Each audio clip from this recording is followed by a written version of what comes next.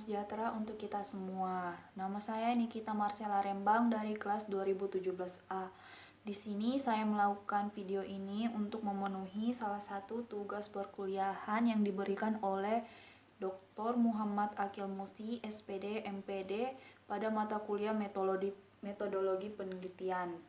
Langsung saja pada kelebihan dan kekurangan pembelajaran daring selama pandemi COVID-19.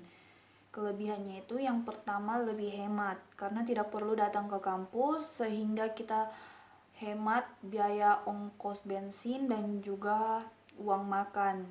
Kedua, tempat pembelajaran daring dapat dilakukan di mana saja sehingga kita tidak perlu khawatir saat dosen tiba-tiba ingin melakukan perkuliahan.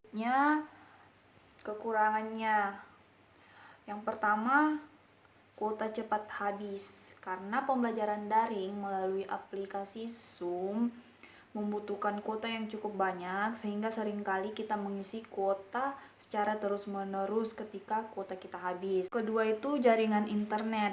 Pembelajaran daring tidak bisa lepas dari penggunaan internet. Terkadang jaringan tidak stabil sehingga pada saat pembelajaran daring dimulai kita tidak tahu apa yang diucapkan dosen, atau pada saat dosen lagi mengabsen kita tidak dapat mendengarkan karena jaringan tidak stabil.